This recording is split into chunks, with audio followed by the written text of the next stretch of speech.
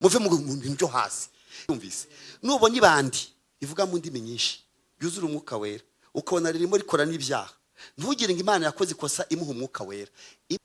Wambaza uti se ko twabonye abantu batse umwuka wera tukona abaye amabandi, kona bari murabafite b'amabandi bavuga no mu ndimi bibe babeshya mutu ngo ntibawibye. Hari n'igihe tujya dusenga Imana tukayisenga mu buryo itameze nka papa, twajya no kwishima ukumva tutayishimye nka papa. Umuntu w'umwuka ko duhora tumva ngo umuntu umunyamwuka, umuntu w'umwuka n'umuntu umeze gute. Icya kabiri uwo bita l'homme charnel, umuntu charnel cyangwa se umuntu animal niko bamwita, umuntu nyamaswa w'umubiri uraho. Hanyuma icya gatatu arambwira ngo uzatubwire ikijyanye n'umunyedini. Umuntu w'umunyedini ndibaza byapfiriye Imana kivuze ngo abamwemeye bakamwizera babaye abana b'Imana, ubundi umwana w'Imana ese ni Imana itabishaka cyane ninge wanze kubyakira. Burya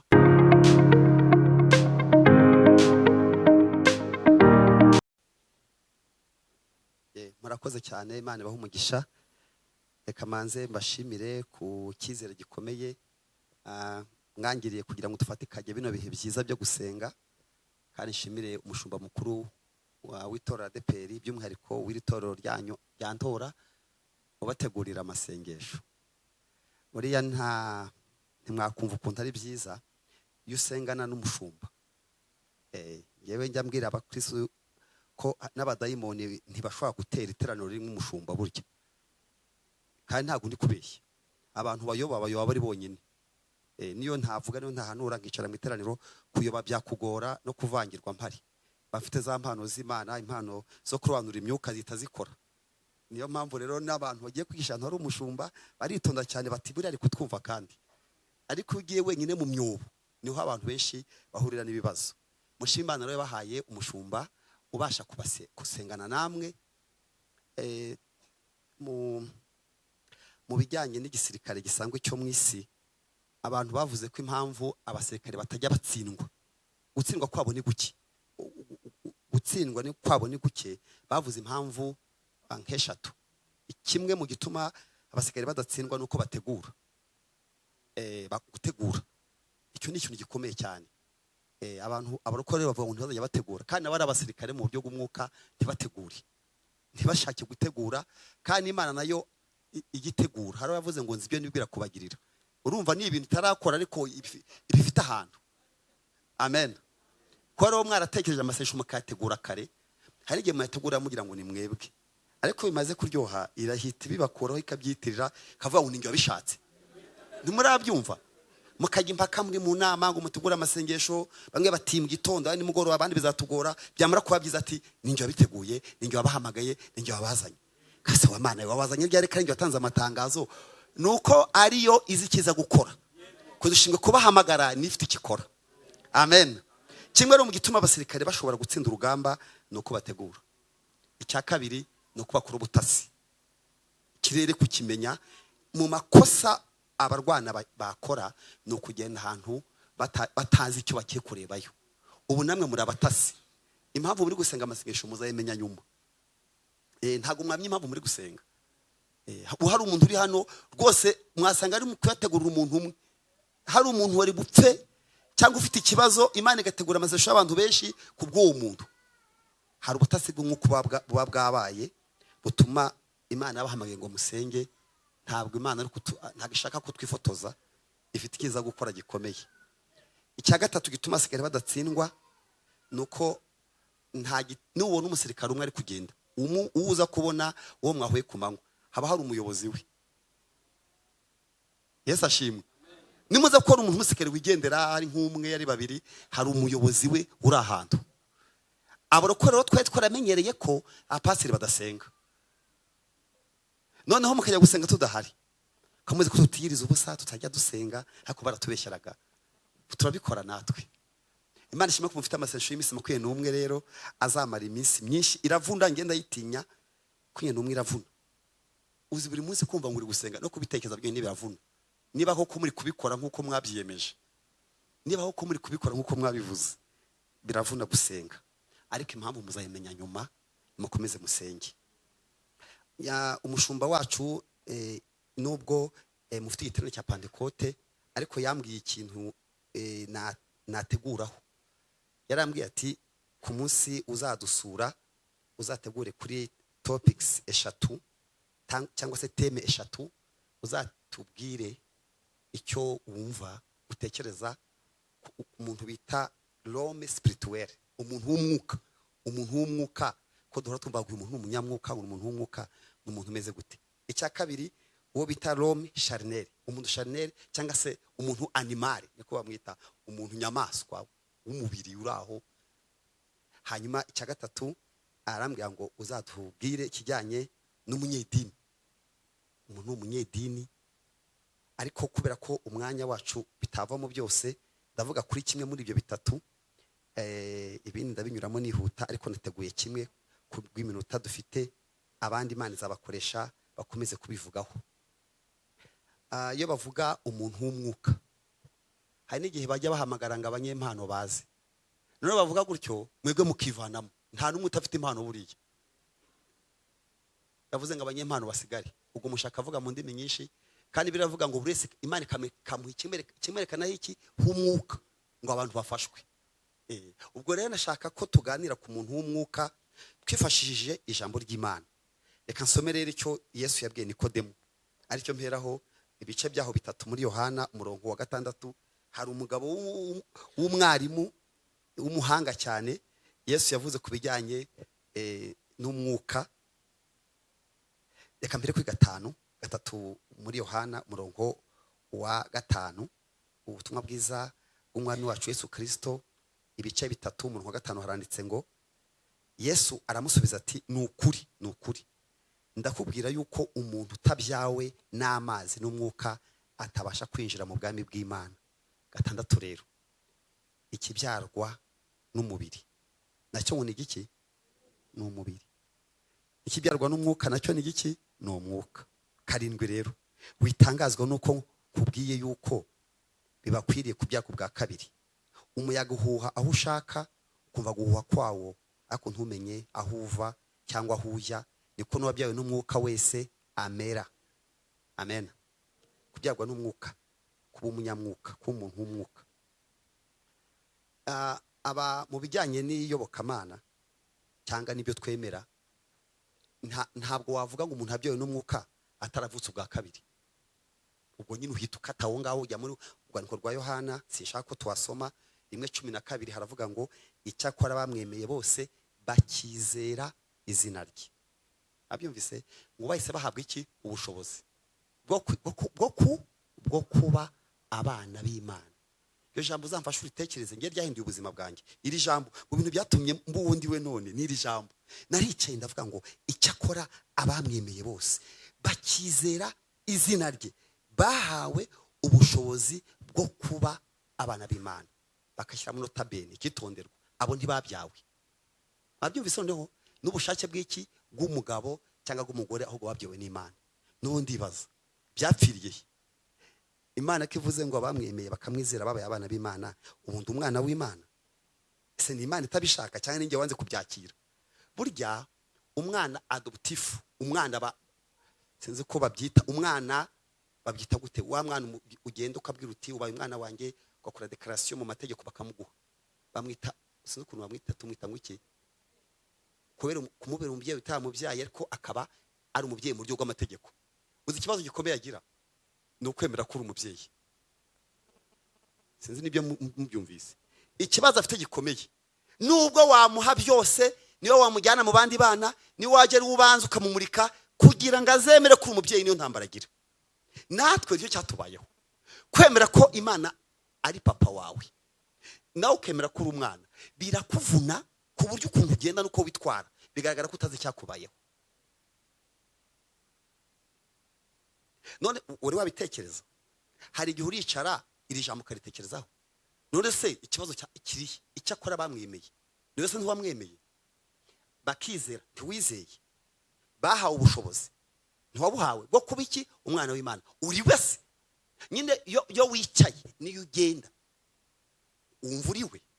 Nese ikibazo n'Imana idashaka kuba we. None niba wemera ko uri umwana w'Imana, Imana ni igiki? Kabana b'abayobozi biyizi ntibiyizi se umwana zise n'indogobe bimenya shebuja niba Imana ari papa wawe hajya uyitekereza gutyo. Hari n'igihe tujya dusenga Imana tukayisenga mu buryo itameze nka papa, twajya no kuyishima kumva tutayishimye nka papa. Murebe nawe uramutse ufite umwana wawe wabyaye, noneho mu gitondo ukamuha umugati, umwana akajya gushima ku cyumweru, akasaba agapapuro ko gushima, akavuga ati ndashaka gushimira papa ko yampaye umugati nimugoroba. Niki mwatekereza? Mwakumva ko umwana afite ikibazo kuko papa kubona umugati kwe ni ikibazo muri urwo rugo. Hari uburenganzira dufite kubera ko Imana ari papa, hari ibyo ntagombye no gusengera. Igomba kumva kubera ko yo kwitwa umwana bishatse kuvuga ngo hari uburenganzira za guhabwa ntakoreye kuko ndi umwana gusa. Amen.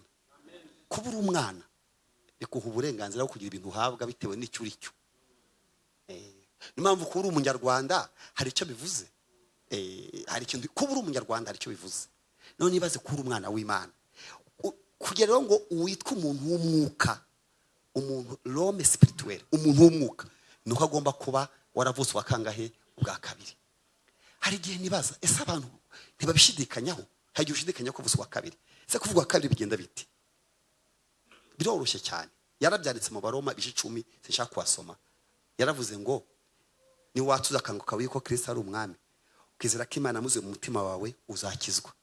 Ukubera ko gukizwa biroroshye. Gukizwa guheshwa no kumva ijambo rya Kristo. Wamara kuryize donc bica mu ntambwe enye. Urumva ijambo karyizeza umutima, karyatuza umunwa, ukabura kijijwe. Umva bitoroshye. Ntibisaba theology nyinshi, ntibisaba kujya kwiga amashuri menshi. Kamabwira umuntu umwe bakijijwe byoroshye cyane. Umva ukuntu k'umwana w'Imana byoroshye. Tugigorogota dusangeyo Yesu ku munsi yapfuyeho. Habambye abantu batatu. Hari Yesu uri hagati, hari n'abambuzi, umwe ari iburyo undi ari ibumoso. Aba bambuzi bashobora kuba bari baza amakuru ya Kristo ariko bataramwizeye. Kuyo baza ko baramwizeye ntibari kubambwa. Babambwe nk'igihano cy'ibyaha bakoze. Ikindi Yesu yatinze ku musaraba. Batangiye bamutukaba, ibintu byose byavugiwe ku musaraba barabyumvaga. Noneho ibisambo byombi biravugana. Kimwe kibwira Yesu muri abo babiri. Kiramubwira ariko Yesu, niba uri umwana w'Imana nkuko bari kubikubwira yepfaho. Numvise bakuvuga ngo uri umwana w'Imana, niko bananditse hejuru ye. Uyitumwa n'ikirango kiri hejuru ye, uri umwana w'Imana. Yaramubwiye ngo ikure aho natwe udukureyo. Icyo aravuze mu cyumve n'incyuro. Yaramubwiye ati ubwo ubu ngubu waba uri umwana w'Imana ukaza hano uti ko hano haza amabandi wowe uje hano uti ati nicyo mfa n'abarokorere, ati niba mfa n'abarokore wowe wemera kuri umubandi n'umujura we kubeshya umwana w'Imana niba uri wevayo. Ariko hari undi ku ruhande bose barafite amakuru angana.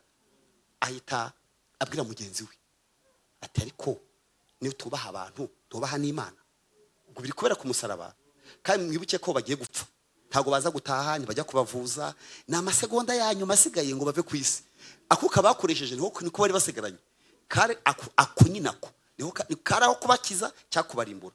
Undi aravuga ati ntukajye wigereranya n'umwana w'Imana, tuzi ibyaha twakoze ariko yuwe nta cyaha yakoze. Arahindukira, ntabatije, nta dinagira, nta kora ririmbamo, nta n'izina rye, namwe nta zina rye muzi. Impamvu mu ijuru bazaduha amazina atazwi n'abandi bantu bazaduherayo ko ari amazina mabi dufite iwacu batwise, hari n'abatanayagira, nta batije, nta dinagira, nta n'inshingano afite, nta n'amazi menshi, baza nta no guhanga yagiraga. Abwira ngo mwami Yesu nugaruka mu bwami bwawe uza. Urumva ahise amenya ko nubwo abambwa ariko ari umwami. Urumva kumenya ukuntu nakizwa. Ahise amenya ngo nubwo abambanywe hamwe nanjye nzi ko azize ibyaha by'abanyabyaha nanjye ndimo, ati wamuha amahirwe mfite wayabyaza umusaruro nugaruka mu bwami bwawe. Reba kubwira umuntu bambwe ngo arahazajya azagaruke. Urumva kazi yarabyumvise, nanjye uzanyibuke. Yesu mubwiye kujya kubatizwa. Mwumvira idini ryiwe ry'uyu muntu. Niba abantu bazajya mu ijuru bazafite amadini baturukamo, uyu we ninde mu pastor wiwe ndinde mu buntu uzamudekarara. Niyo mpamvu hari abantu bazajya mu ijuru badaciyeho tutajya tutazi, tutabonye, tutabanye, kuko ijuru n'Imana ifata icyemezo cya nyuma. Aramubwira ngo mukanya turabana muri plazo y'iki, nuko bavuka ubwa kangahe ubwa kabiri. Nukwizera ibyo wizeye ukabyatura. Yaratuye ahita atsindishirizwa. ntabwo rero nza gutinda kuri ibyo. ndashaka kubabwira gusa ko udashobora kuba umuntu w'umwuka utarabyawe ubwa kabiri. hanyuma rero hari ijambo Pawulo yabwiye Abatesaloniki mu rwa mbere yabandikiye 5:23. bibutse ko ntaza gusoma kuko umwanya mfite ntunyemerera. urwa mbere yabandikiye 5:23 yarababwiye ngo Imana y'amahoro ibeze rwose. ibavuze kweza rwose no ukweza ko ku buryo nta kintu gisigara kitejejwe, ngo Imana y'amahoro ibeze rwose mwebwe ubwanyu. dore ngiye birananditse, n'umwuka wanyu n'ubugingo bwanyu byose birarindwe bitazabaho iki umugayo w'umwami Yesu Kristo azagaruka. iyo umuntu biriya bintu bitatu byejejwe aba ari umunyamwuka. dore umuntu umunyamwuka dore uko aba ameze, yejejwe mu bugingo, yejejwe mu mubiri, yejejwe no mu mwuka. nibyo tugiye kuvugaho. noneho nushaka umunyamwuka ugomba kwezwa. mbabwire ko ibintu biri muri Bibiliya, ibintu bidashoboka ntago babyanditse. ibyo muzabona byanditse nuko bishoboka. tuvuge ngo isi birashoboka, ngo nakwezwa mu mwuka, kezwa mu mubiri, kezwa no mu marangamutima. byagenda gute? tuza kuvuga ibintu bitanu rero, bitanu ushaka ko tuganira by'umuntu wifuza kuba umuntu w'umunyamwuka. ntago muza kubonamo indimi nyinshi, muza kubonamo indimi nyinshi, ariko ni ibintu bitanu tugiye kurebera hamwe kuri uyu mugoroba. niba muri gushaka Pentecote, ntabwo dushaka umwuka ibintu bito nibimenyerewe. ibimenyerewe murabifite, mwirinde gusaba ibintu mufite. ubu mwese mufite umwuka wera. nta muntu n'umwe muri mwe udafite umwuka wera. kubera iki? nabihamya. Bibiliya iravuga ngo ntawe ujya kwa data umwuka atabigizemo iki uruhare. uwo mwuka wenda ari ku rwego runaka, hari nivo, hari urwego ariho ariko urawufite. no kuba wavuye mu kazi ukaza hano ni umwuka wakuzanye. ariko muri ibyo yaravuze ngo numva Yesu anyemeza ko mbuze iki imbaraga. n'intumwa za Yesu zari zifite umwuka wera, ariko mu rwego rwo hasi. niyo mpamvu wowe kino giterane kigiye kuba kugira ngo urwego muriho mu buryo spirituel, mu buryo bw'umwuka rushyirwe hejuru. amen. Yesu ashimwe. ubundi umuntu asigwa inshuro 3. umuntu azamuka mu buryo butatu kugira ngo ugira mu buryo butatu, mu buryo bw'umwuka. muri aya masengesho y'iminsi 21 muzasenga hamwe n'ijambo ry'Imana, hamwe n'abigisha, muzagenda muzamuka. urwego rwa mbere umuntu azamuka mu mwuka. kunyine nimo mvuga uburyo mukwiye gusigwa mukava ku rwego rumwe mujya ku rundi. urwego rwa mbere umuntu asigwaho mu mwuka ni ukuvuka ubwa kabiri. niyo ntambwe ya mbere, urabanza ukavuka. no mu Bisiraheli bajyaga bagira igihe bakagira amavuta yagenewe gusiga ababembe, gusiga abanyabyaha. hari amavuta yagenewe gusiga abantu bafite ibibembe, bigereranywa n'umwuka wera utsinda abanyabyaha. Bibiliya iravuga ngo umwuka naza azatsinda abisi bemeze by'icyaha n'iby'amateka. urwego rwa mbere umwuka akora mu muntu, rwa mbere umwuka yagukoreye, yakwemeje iby'icyaha. muri byavuze ngo yambwiye ko ndi umunyabyaha, yambwiye ko ndi umunyabyaha, ndihana ndizerarangiza, ibyo ndirimba nibyo mvuga, kimumukizu. urwo rwego mwese mararufite. urwego wo kuvuka ubwa kabiri bikorwa n'umwuka, ariko ayo mavuta aba ari make. kuba umwana, kuvuka uri umwana ni byiza, ariko ntabwo uba ukuze, ukeneye urundi rugendo. habaga amavuta yo gusiga ababembe rero, bigaragaza n'umwuka wera. urugendo rwa mbere akora kugira ngo umuntu ave mu byaha, yakire Kristo umwami n'umukiza w'ubugingo bwe. urwego rwa kabiri rero ni ukubatizwa mu mwuka wera, ari byo batubwiye. iyo uvutse ntububatijwe. kuvuga ubwa kabiri ntabwo usobanura kubatijwe mu mwuka wera, kareka. kuvuga ubwa kabiri bikugira umwana w'Imana. ariko noho ikiguzi kindi ntabwo mfite umwanya wo kubivugaho. kuvuga ubwa kabiri biterwa no kwizera ijambo ry'Imana ukaryatura. kuvuga no kubatizwa nabyo bijya gusa nkabyo. kumva ijambo ry'Imana ugasenga, ukagira inyota y'umwuka wera, ukashaka kubatizwa. kandi muzirinde kubaho mutabatije. kamabwira impamvu mwese mukwiye kubatizwa mu mwuka wera, mwese nta n'umwe usigaye. ni ukubera ko undi mubatizo wundi mwahawe ni wa Yohana. Yohana ni pasiteri, mbese ni uw'abapasiteri. Yaravuze ngo ndababatirisha iki? Amazi, ariko inyuma yanjye hari undi undusha iki? Ubushobozi. Ubu rero mutaje umwuka wera afite umubatizo wande? Wa Yohana, umubatizo w'abapasiteri. Umubatizo kugira ngo tukubatize dushingira ku bintu bitatu. Icyambere, ubuhamya bwawe, kwizera umwami Yesu no kwihana ibyaha. Niko tuya tunavuga ngo mwene data ko kwizera umwami Yesu Kristo no kwihana ibyaha bye n'ubuhamya bwe turamubatije. Ashobora kutubeshya rero akiba amazi, ashaka gukora ubukwe, ashaka kujya kwiga. Hange tubatirisha abana bacu mukagiye kujya segonderi, wakambatirize, wakashyiriremo, ukagize 12 ngo bagiye kumuhakaza ahantu ngo none rwose ngo mumpa recommandation uti nzamubatiza ejo muri piscine.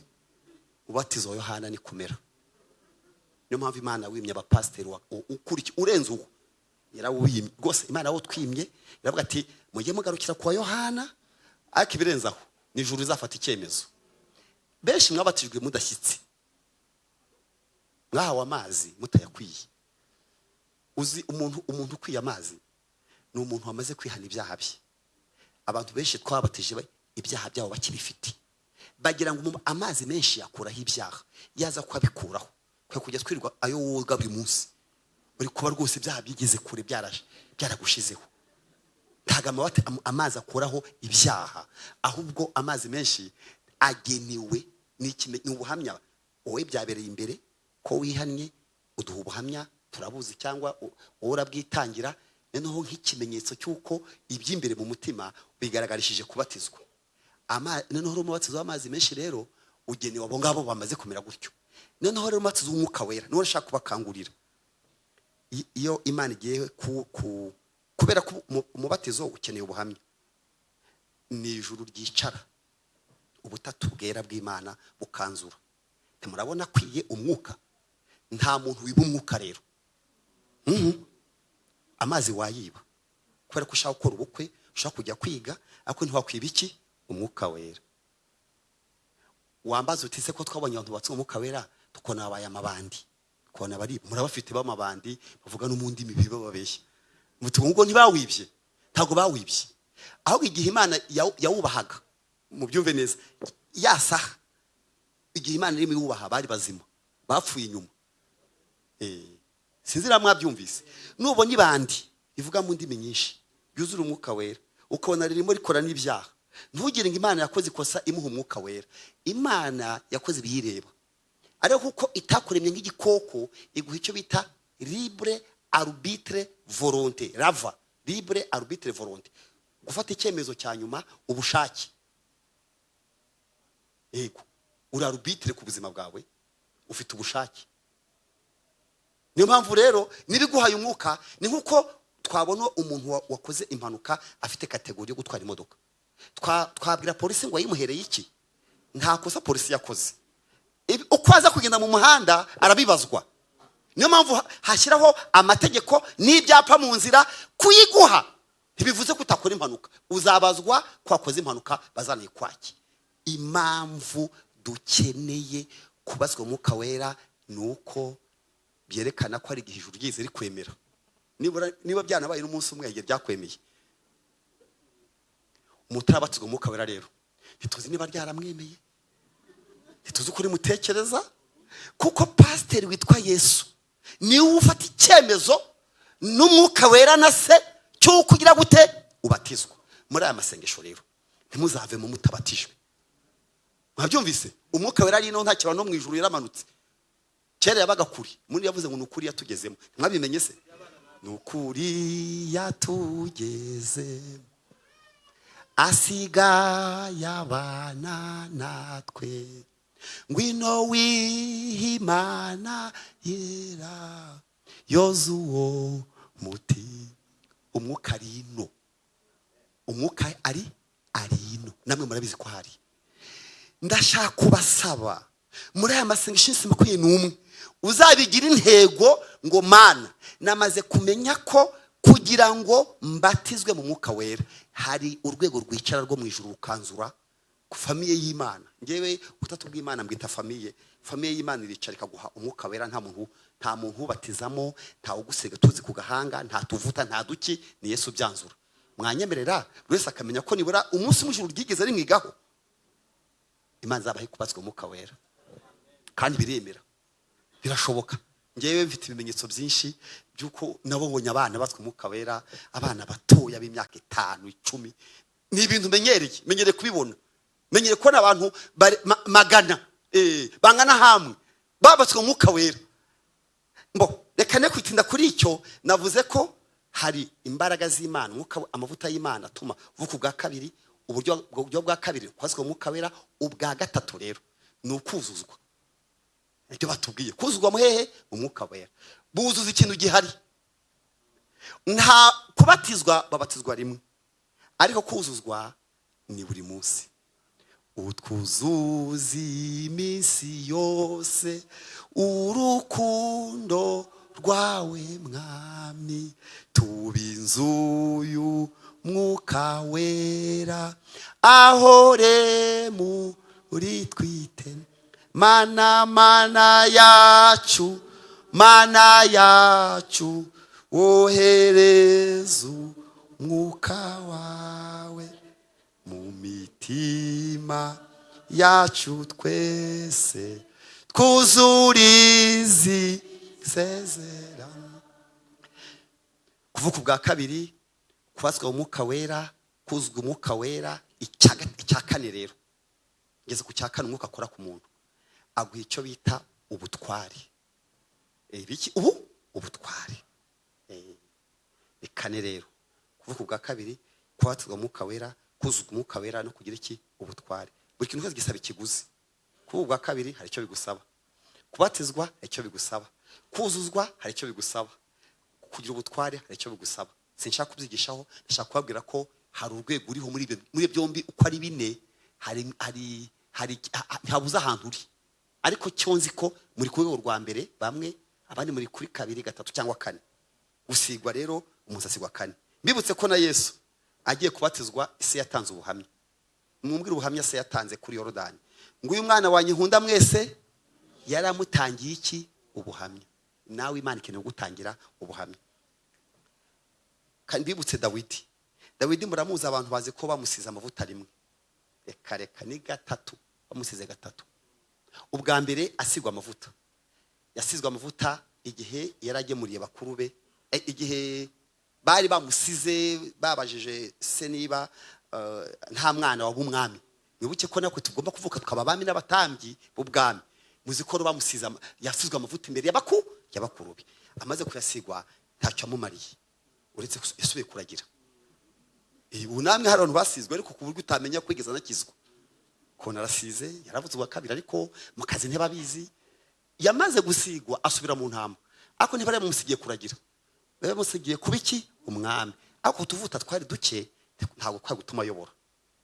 Yasubiye kuragira iki intama, ari iki yigwa rwana n'intare n'idubu, kandi asigiwe kuba iki umwami. Bandi bati se bikumariye iki? Kubura umwami ubana natwe uba mu mase bikumariye iki? Yari amavuta y'urwego rwa kangahe? Rwa mbere. Nkayo ufite, niba usizwe rimwe, nta nuzi kukijijwe. Hari abantu bibaza ahubwo ntibituma ujya no gusenga. Kubera iki? Soko utaza, ariko tuvuta ufite ni duki. Dawidi birangiye, Sawuli barapfuye. Sawuli amaze gupfa, baravuga bati rero hari umuhungu wigeze asigwa kera ashize imyaka, yari umwana, none yagize 30, après 18 ans. Baramuhamagara bati tuzi ko asizwe kera, none ngwino tugusiga amavuta ari kuyobora abayuda. Yari amavuta yo kuyobora bene wanyu. Nkaya adeperi gira, wala adeperi ufite amavuta atuma umuntu afashwa yabonye abadeperi. Bwe niko bura dusiza amavuta lokale. Bura niyo adeperi sizi. Amavuta donc kugira ngo ufashwe. Donc Dawidi baravuze ati uraba umwami w'abaki w'abayuda, ariko Imana yari yamusigiye kuyobora imiryango ingahe 12. None kubera amavuta make ya bene wabo bamusize, ari amavuta y'abanyarwanda yatumye tugera kuri Yesu dakura abatutsi, amavuta y'ubwoko, amavuta y'akarere, amavuta lokali. Baragenda bagati turakwimitse uwacu, uro mu bacu. Uro mu bacu. Nyamara Imana ntiyamuhamagariye kuyobora abo mu babo. bamwimikira iyo ngiyi Heburoni. Niho bamwimukiye, bene wabo barazana barunda hejuru bati tuyobore ntacyo bitwaye. Ariko umuntu aravuga se wa muhungu we, andi moko 10 ubundi boko 11 bo kubusize baramugarura bamujyana hehe ha gatatu, bamwimukira imbere ya rubanda ayobora imiryango 10 n'ingahe 12. Buriya abadeperi turi ku rwego rwo hasi, kuko dutekereza ko hanze ya deperi nta mani bayo. Ewi kubiko ururokari nyine wowe ziko kandi deperi yaje ubu ni 40, kandi sanga itoro rimaze imyaka 1900 ribaho. None kuko wanze kuva muri amavuta warananiranye, uhora wumva nyine ari aho bigarukira. Ariko Yesu yabwiye intumwa ze, yabwiye ngo icyakora muzahabwa imbaraga. Mwumva ukuntu zikora, muzabagwa kumpamya hehe Yerusalemu. Ayo na ya mbere. Isamariya mu wo mwanga mutajya muramukanya. Hanyuma no kumpera y'iki yisi. None dusiza yahi, wasizwa yahi. Ntago ufite icyizere. Imana dufashe muri zinyigisho muzumva muve mu bintu byo hasi. Imana yadutumye ku isi yose, mujye mu mahanga yose. Ntago amahanga yose ari ibintu bimwe, ntibasa. Yadutumye ku isi yose. Ariko kubera amavuta make nta cyizere twifitiye. Dufashwa uko tubonye abo dusa. Imana dufashe. Sinzi uko muza kuntekereza birabareba, ariko ariko ije kubabwira na amavuta rokari.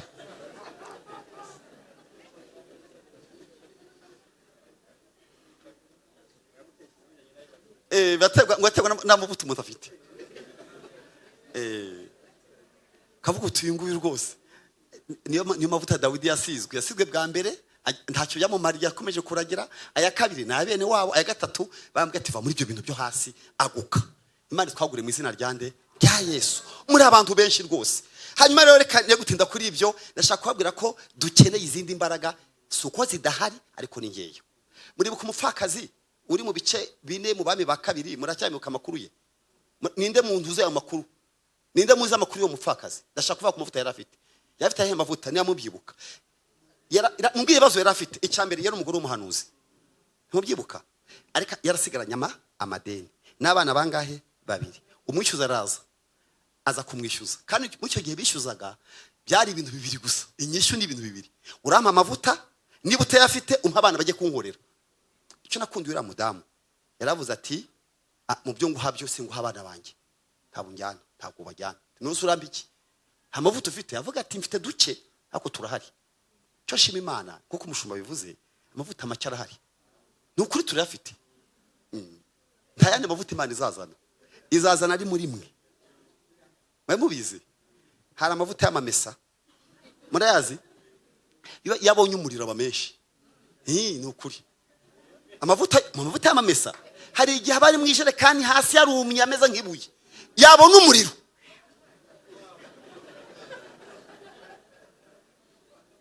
Umuntu w'Imana yaravuze ati nge ntacyo nishobore, ariko ashyuhijwe n'umuriro.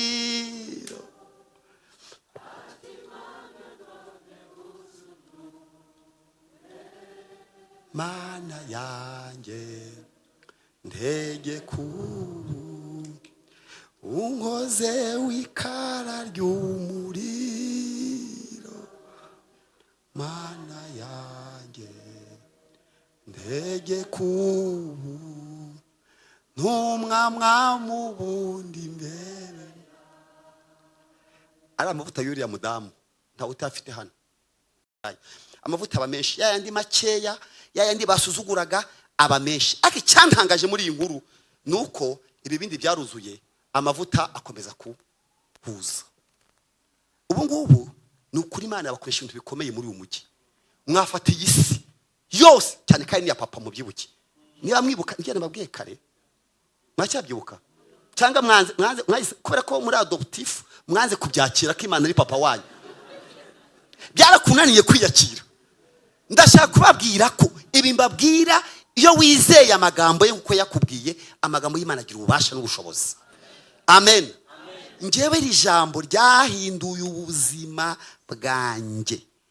1:12, Yohana 1:12, naritekereje nkora meditation ndavuga ngo ninjye wabyishe. Ngiye kujya ntekereza nk'umwana w'Imana.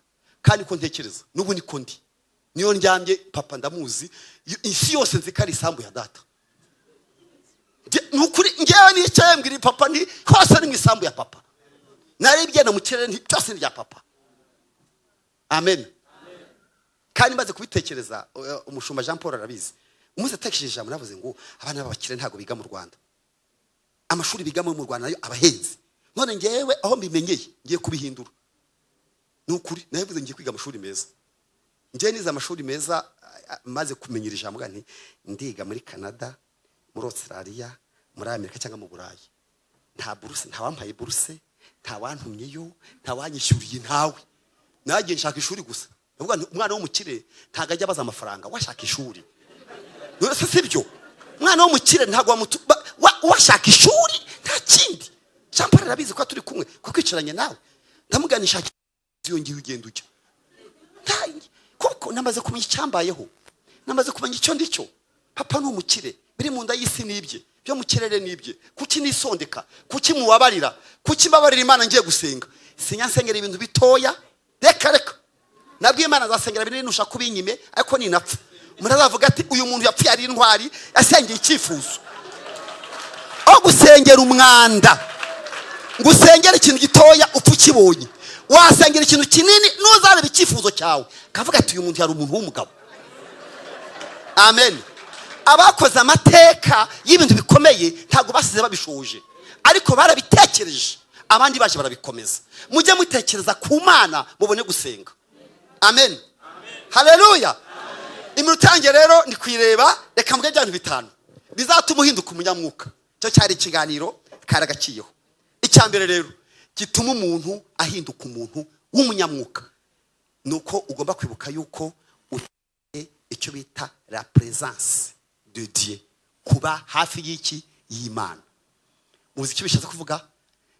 Nta muntu n'umwe wabaye igihangange, nta muntu wigeze aba umuntu charismatique w'umunyamwuka atajya afata umwanya wo kubana n'Imana. Kubana n'iki? Umwanya uhagije. Mbibutsa akantu. Isi nta mwanya izagusigiraho gusenga. Mu kazi ufite nta mwanya wo gusenga urimo. Nta n'uzabiguhanira kutasenze. Kareka.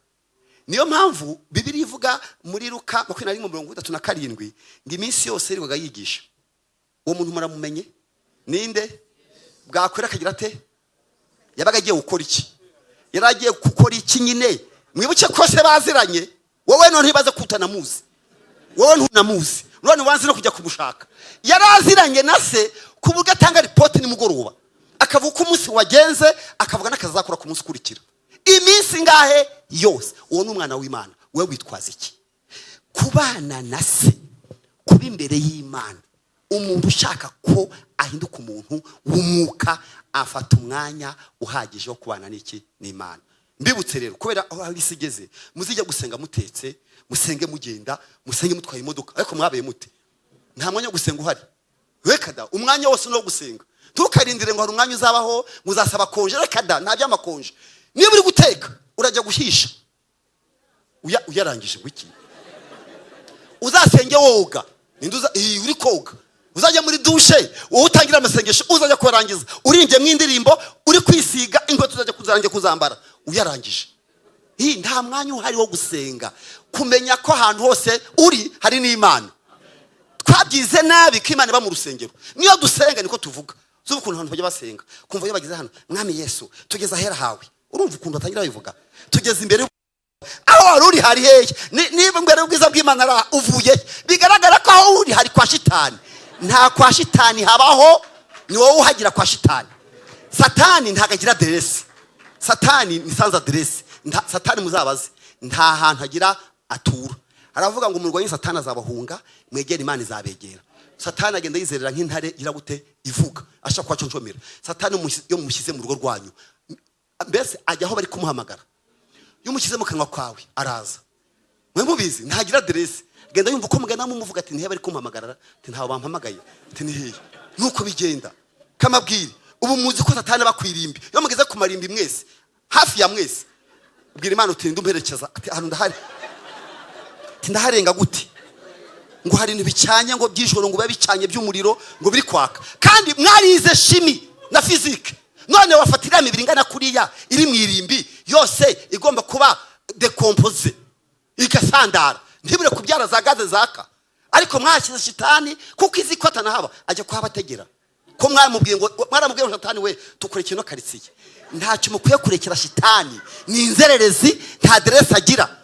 Niyo mpamvu mukwiye kwegera iki? Imana, ukaba uri umurokore, tukureba tutakureba kuri computer yawe ukamenya ko Imana iri hano muri computer. Hari ibisubizo Imana iri guhera kuri computer ntibihari, n'ibyo kuri telefone ntibihari. Mpamvu ngomba kukizo kuri telefone kuko na Imana yikoresha.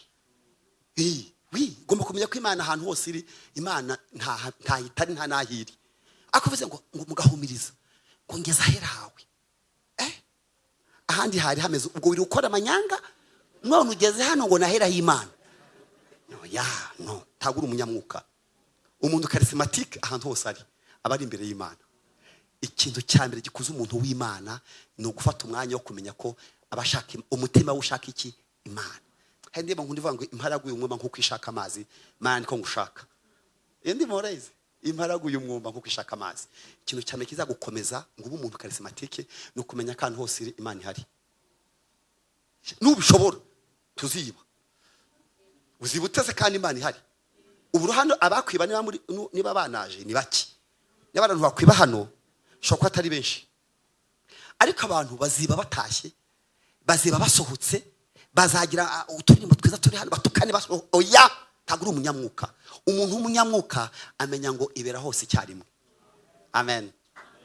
Icya kabiri rero ko nabwiye ibintu bitanu. Icya kabiri gituma umuntu ahinduka umunyamwuka ni umuntu uzi kurya ijambo ry'Imana. Ni ibiryo. Ni iki? Ni ibiryo. Unyemere nsubire ku kambere. Nahakantu bagiye numva gashaka kubabwira. Hari umwuka bita carbone no bita oxygene. Ntimuyizi yombi. Yo mu kingo y'amadirishya bigenda bite? Hinjira iki hagasohoka iki?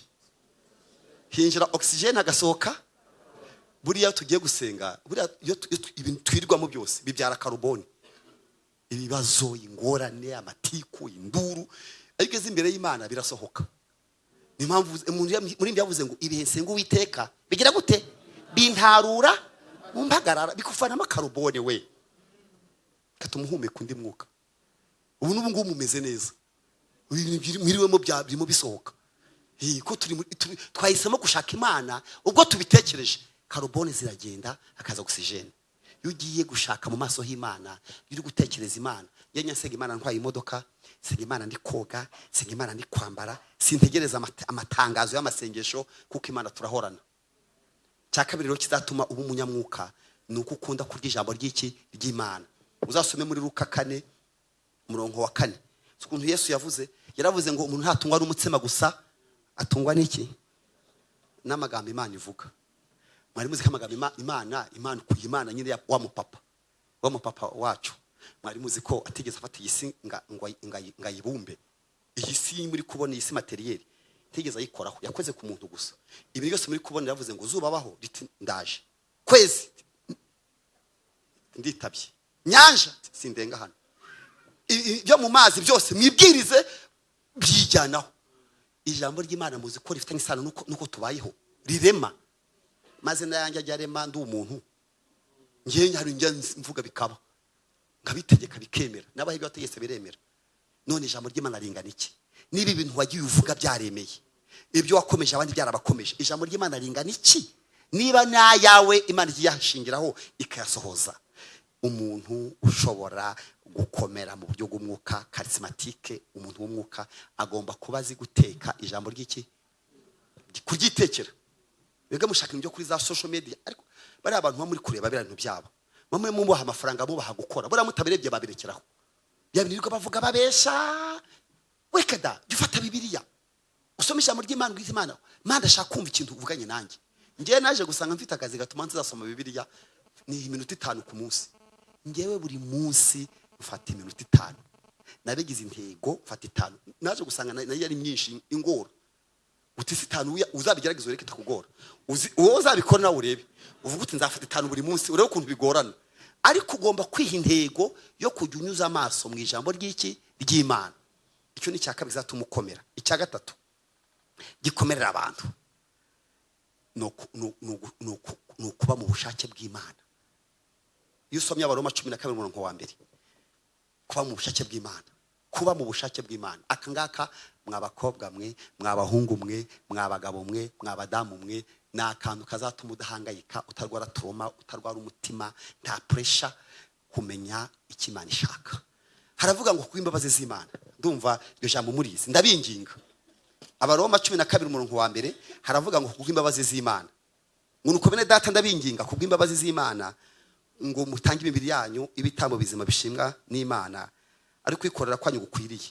Nimwishushanye n'abiki gihe, ahubwo muhinduke rwose mugize imitima mishya kugira ngo mumenye iki, mumenye neza iby'Imana ishaka, ari byo byiza bishimwa kandi bitunganye rwose. Mugize imitima mishya. Niba ari ikintu kigoye abagabo, kigoye abadamu, kigoye abasore n'abakobwa, nuguhusha intego, kutamenya impamvu uriho, ukora ibyo wishakiye, umva biravuna, urarindagira. Hari indirimbo nkunda 4:5 iravuga ngo mu rugendo sinabimenya byose. Ndumva iyo ndirimbo muyizi, ariko nzi ko nzabimenya. Ariko icyo nzi nuko ibyo Imana ishaka ari byo nkwiriye kumenya ubushake bw'Imana. Ubushake bw'iki? Bw'Imana. Kandi hari n'igihe tuvuga tutabushaka. Iyo naho uri muri bwa busabane bwawe n'Imana, iyo uri mu ijambo ry'Imana, ukabwira Imana uti Imana dore uko nabyumvaga nuko, ariko bye kuba uko nshaka bibukowe ushaka.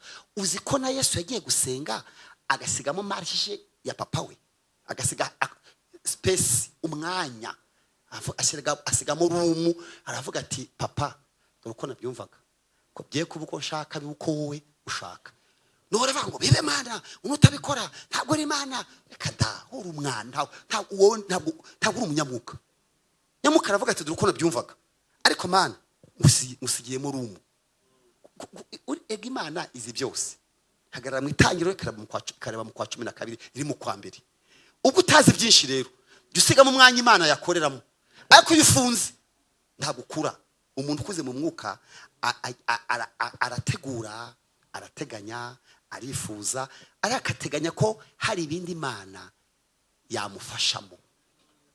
Amen. Amen. Hari inyamaswa za igitekerezo, ariko numvise kintu gitwaye ko kibabwira. Inyamaswa ngo zatoye za umwami w'inyamaswa intare, nagatekerezo nasomye ngo zakoze inama yo gushaka uzajya ugaburira umwami. Ubwo umwami w'inyamaswa ngo ni intare. Inyamaswa zikora amatora, zifata impyisi. Diyeni impyisi zimaze kuyitora ziti wowe no uzajya ushingwa kugaburira intare. Umuhigo wamara kuza rero impyisi bayakuzajya igaburira intare. Ikora ikosa tujya dukora, ikagabura itarebye mu maso h'intare uko ibyumva, kavuga ati ko biri kose kino kinyita cyayihaza, igatema igashyira. Kandi bose ntahage, bose nyine wiki rero bukeye impyisi intare kwera kutahaga n'umujinya ifata inzare zayo, ifata amaso y'impyisi yakuramo, irakubita ikuramo. Impyisi irarwara irakira. Buki ihura n'abakame. Kamete se wabaye iki? Ati shabye hore sakazi, nakoze akazi none boss yankuyemo amaso. Ukora kaye kazi se? Ati ndangaburira boss ariko yankuyemo amaso. Ati ubwo ntujye ubona, ati ubwo nicyo wazize, ntujye umwitegereza amaso, ntujye umwitegereza. Ijya kwisabira akazi. Iragene ibwira impyisi, ibwira intare ati ngewe kambi akana ni impyisi nge nagashobora. Ati bakame nibyo biro byawe no kundi uri muto uzabishobora. Ati ngenza bishobora. Uzi ikintu bakame yakoze? Yajaga gukata ikinyita ikagireba mu maso h'intare. Intare ati ategezayo kuko mu maso haravuga. Umizi ko mu maso havuga. Intare ati nuko akazi yagashoboye. None mwege murashaka kubaho mutareba mu maso h'Imana. Uyu muhanga amaso, uyu muhanga amaso, ajarinda umutumbiri kumanywa na nijoro. Ajarinda ndumutumbiri kumanywa. Mukeneye kumenya icyo Imana ibitekerezaho.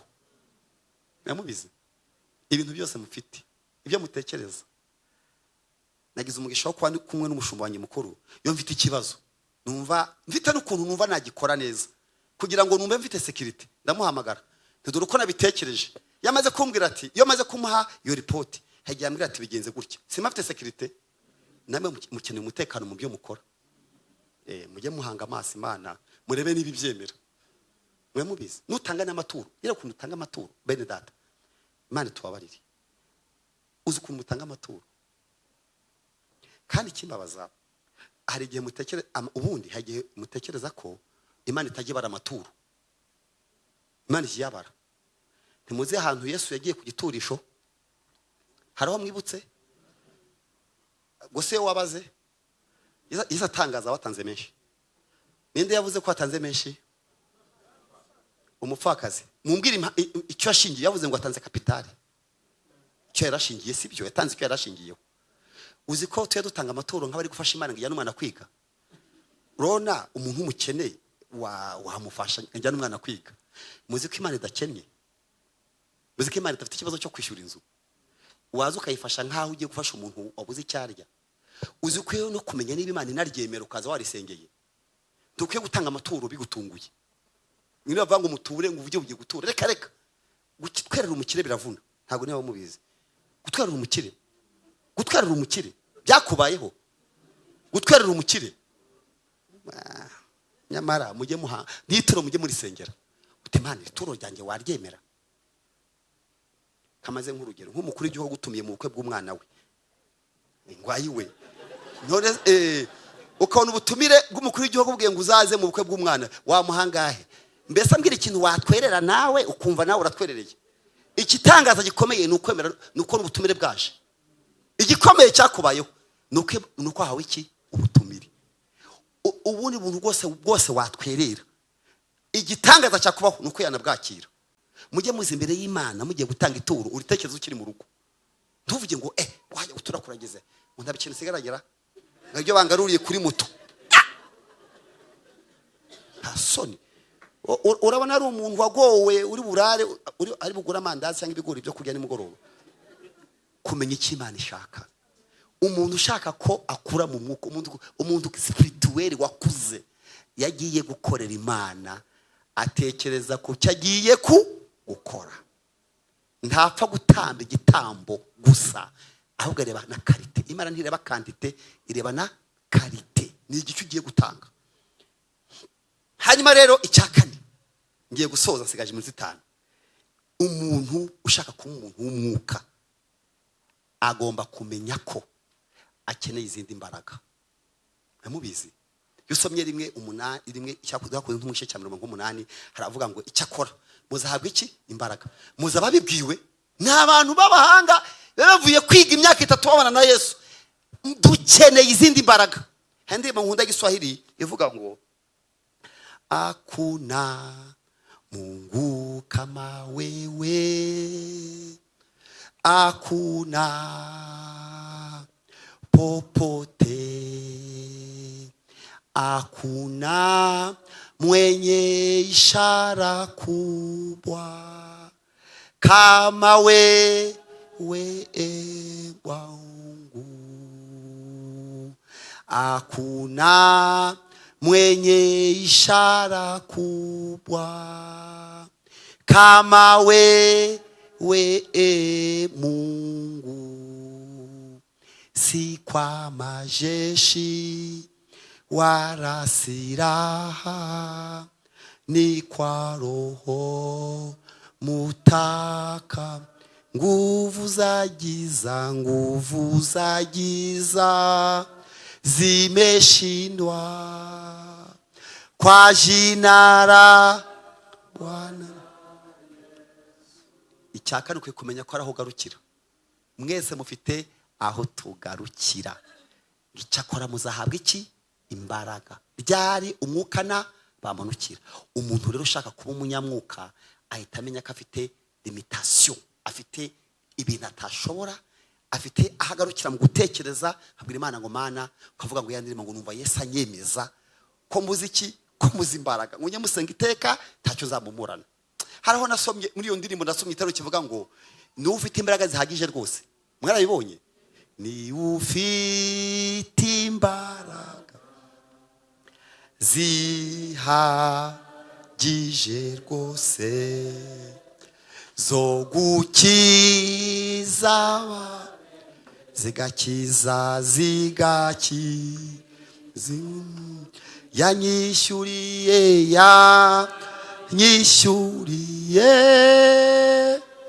ya myenda yose yambabariye ibyaha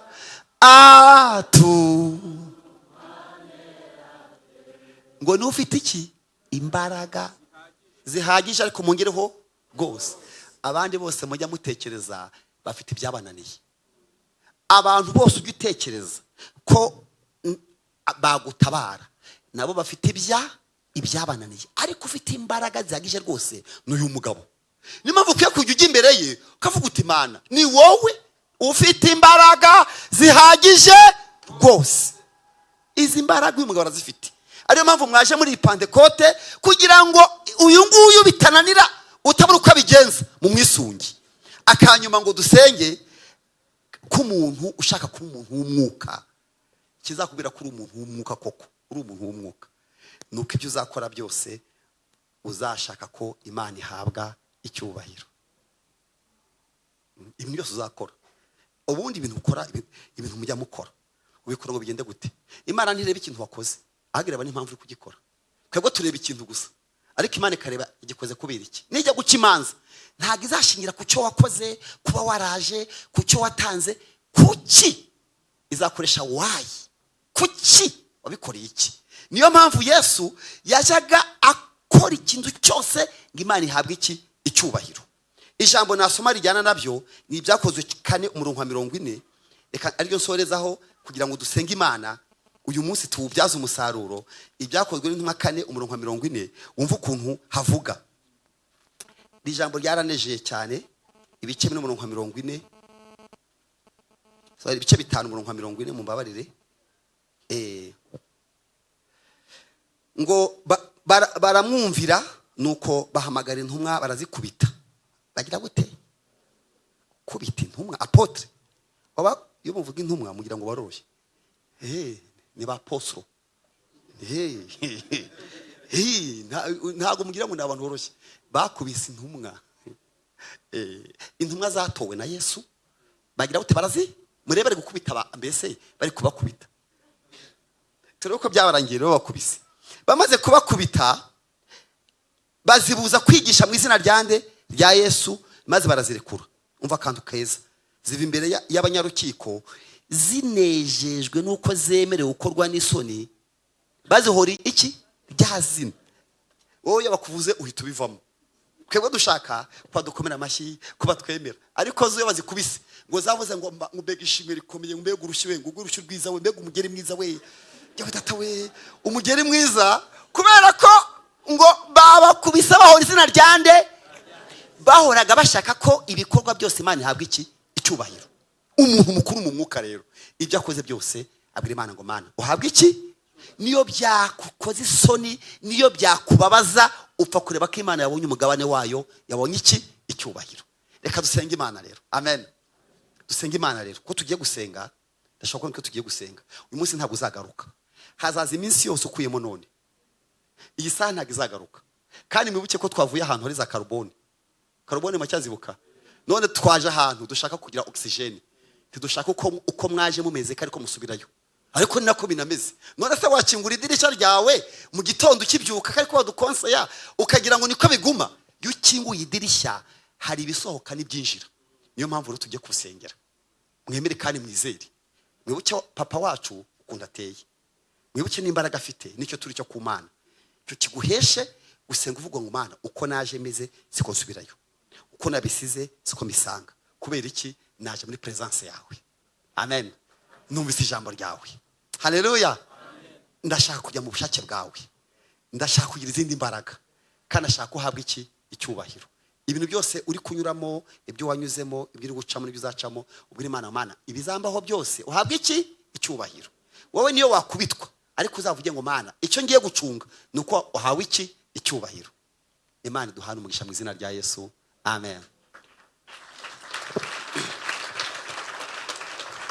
Tugiye gusenga rero, iminsi isigaye niyo gusenga. Ariko tugiye gusenga, mwibuke wa mugabo ko ari papa, hanyuma dusenge nk'ababwira papa wabo. Yaravuze kandi ngo ntimukanye muvuga byinshi ngaho batabizi, ngaho ngo mutaravuga ngo nibyo mutaragira n'ijambo rimwe muvuga, ngazi ibyo dukeneye ko ababizi. Ndashaka rero ko none umushumba mukuru aza kutuyobora mu isengesho ry'uyu munsi. Icyo twifuza no kuba umuntu w'umunyamwuka. Hari ikintu umushumba, nyakwa mushumba, nifuza abakristo bakwiye kumenya, ariko kigomba kubaho. Mwarebe Daniel ntiyari umunyamwuka, muramuzi? Muzarebe ko muri ripote y'akazi hari akazi yishe, ngo bamutegeye kwiki? Ku mategeko y'Imana ye, kuko mu kazi yabikoraga neza. Umunyamwuka ukwiye gukora akazi k'abandi neza. Mubizi? Uzi ko umuntu yambwiye ngo ntashaka guhamagara umupande kote ngamuha akazi, yumubwiye uti mfite umukozi tumwadepere teshi, habaye iki? Ngo no babyica abantu bitwa abakarismatike abanyamwuka, ibindi babikora nabi. Nturiwe rero, ntabwo uriwe, kuko jya kwa Yozefu baravuze ngo twakura hehe? Umeze gute? Umeze uri mwiki? Umwuka. Dukeneye ko tugira umwuka n'abapagani batazi Imana, bakabata kurekura mu kazi, ku buryo ahandi ukora bakurwanira. Imana iduhe umugisha mu izina rya Yesu Kristo. Amen. Mushumba mwatuyobora mu isengesho, sinzi uko mubigenza, ariko uko mwa